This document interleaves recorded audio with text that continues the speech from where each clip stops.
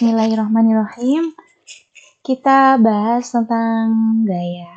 Ya, jadi gaya adalah kemampuan untuk melakukan usaha. Kalau diberi simbol, kita pakai simbol huruf F, yaitu diambil dari kata bahasa Inggris force.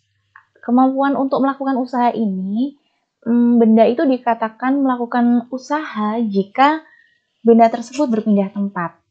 Nah, untuk berpindah tempat, maka dia memerlukan gaya. Makanya erat sekali kaitannya ya antara gaya dengan usaha.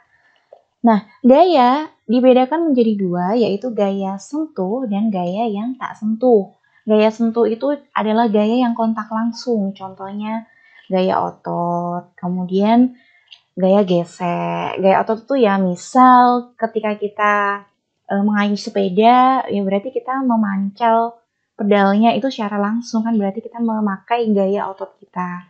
Kemudian gaya gesek adalah ketika sepeda itu melewati jalan menurun, berarti kita memberikan gaya gesek berupa ya kita tekan remnya supaya sepeda tersebut berhenti.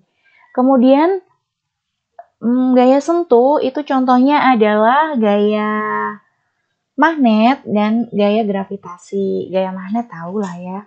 Kalau gaya gravitasi kan gaya yang menyebabkan benda itu jatuh. Selanjutnya, hukum Newton tentang gerak terbagi menjadi 3. Ya, ada 3. Yaitu hukum pertama Newton, hukum kedua, dan hukum ketiga. Kita bahas satu persatu ya. Ini saya tampilkan dulu semuanya. Hukum pertama Newton, benda akan mempertahankan posisinya jika tidak ada gaya yang bekerja. Artinya apa? Ya misalkan semula benda itu diam, ya dia tetap akan diam kalau nggak ada gaya. Ya, pun juga ketika benda itu bergerak dengan kelajuan yang tetap, misalkan dia udah gerak gitu ya, dia juga akan terus bergerak. Dia akan terus mempertahankan posisi geraknya jika nggak ada gaya yang bekerja. Diberi ini untuk memudahkan mengingat saja, sigma F sama dengan 0, artinya resultan gaya yang bekerjanya 0. Kemudian hukum pertama Newton ini juga disebut dengan hukum inersia atau hukum kelembaman. Apa sih inersia atau kelembaman itu? Adalah kecenderungan benda untuk mempertahankan posisinya. Kalau benda diam, dia terus diam, sedangkan kalau dia bergerak lurus, dia akan terus bergerak lurus dengan kecepatan yang konstan. Nah, sekarang kita bahas hukum kedua Newton. Hukum kedua Newton ini berbunyi begini.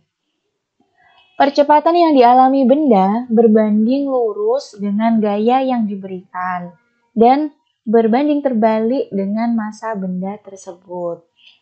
Kalau ditulis secara matematis, sigma L sama dengan M kali A.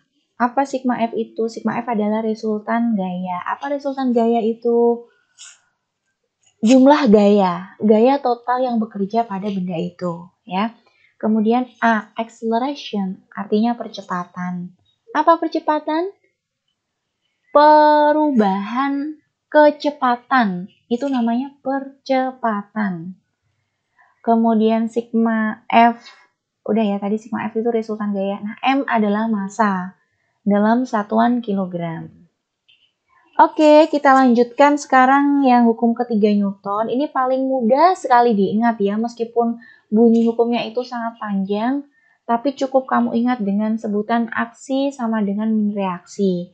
Apa maksudnya?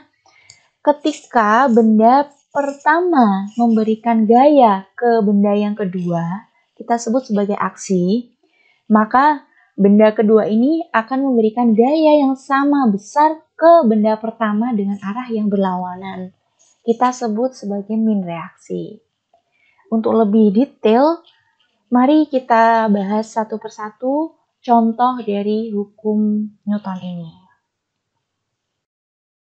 Kita bahas satu persatu ya. Dari yang pertama, saya kasih contoh hukum pertama Newton. Benda akan mempertahankan posisinya jika tidak ada gaya yang bekerja, atau bisa disebut juga sebagai hukum inersia atau hukum kelembaman. Kalian siapkan sebuah gelas, kemudian gelas ini letakkan di atas meja dengan alas kertas HVS seperti pada gambar berikut ini. Lalu tarik kertasnya ini secara cepat dan spontan. Nah, apa yang terjadi pada gelas? Coba kita bersiap eksperimen ya. Siapkan kertasnya, taruh gelasnya. Terus bisa juga kalian siapkan 2 botol aqua. Merek air mineral.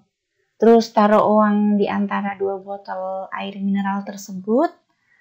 Bisa juga kalian siapkan yang lebih ekstrim lagi, yaitu 2 botol kaca. Satunya kamu kasih air, kasih warna deh biar kelihatan. Terus yang satunya dibiarin kosong. Kemudian nanti kamu balik pelan-pelan. Aduh, detik ini ais tumpah guys. Nggak apa-apa. Betulin sampai botolnya sejajar dengan atasnya. Ya, kayak gini. Boleh nanti kalian coba sendiri di rumah. Botolnya bebas. Pokoknya silakan kreasi kalian masing-masing ya. Terus kita cek.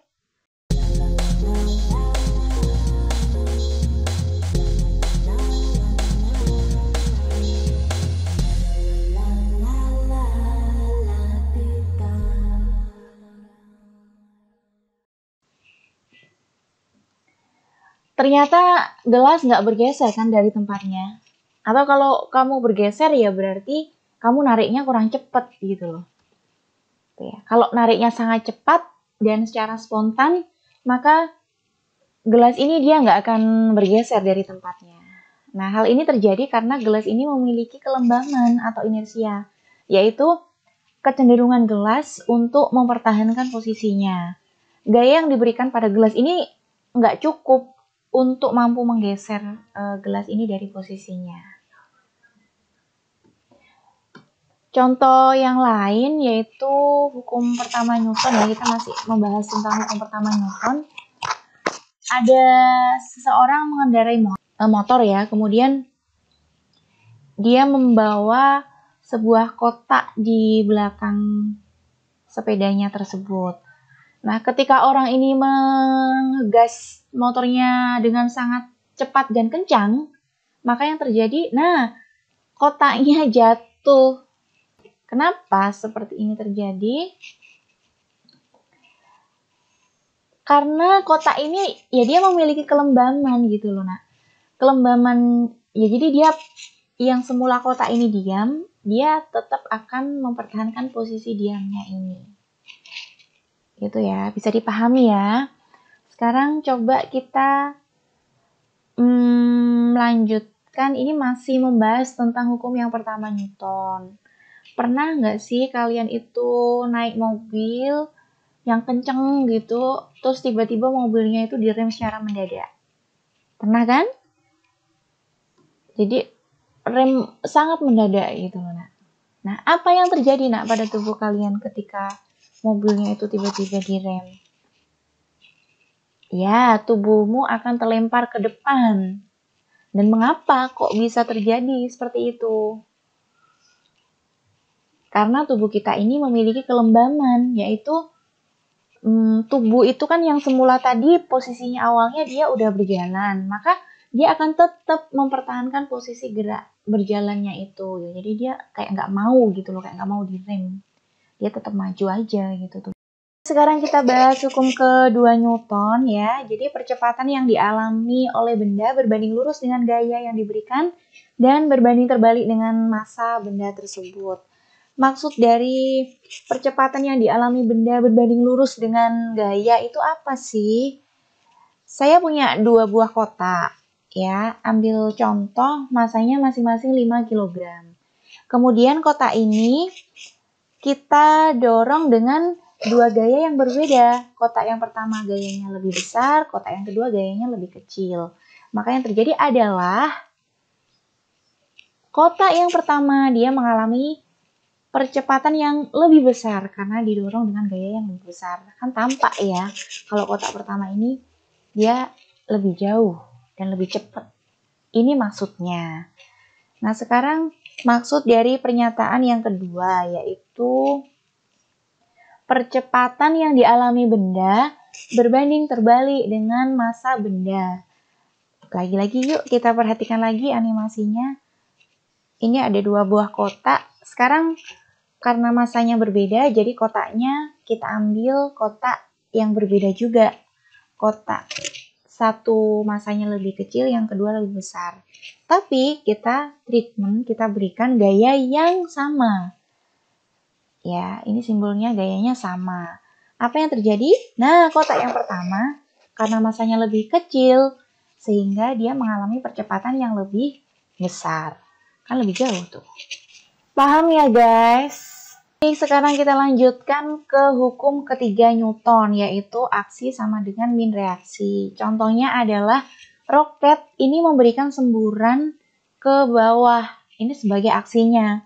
Sedangkan akibat dari semburan tersebut, akhirnya badan roket dan pesawat ini mendapatkan gaya reaksi ke atas. Nah, gaya aksinya ke bawah, gaya reaksinya ke atas. Tanda minus itu maksudnya adalah arah gayanya yang berlawanan. Pernah nggak kalian berpikir mengapa burung ini bisa terbang? Bagaimana burung ini bisa terbang? Burung mengepakkan sayapnya ke bawah, ya kan? Ini merupakan gaya aksi atau reaksi? Betul, ini adalah gaya aksi. Next, udara mendorong sayap ke atas. Ini gaya aksi ataukah gaya reaksi? Reaksi. Nah, jelas kan? Berarti burung itu bisa terbang karena adanya gaya aksi dan reaksi.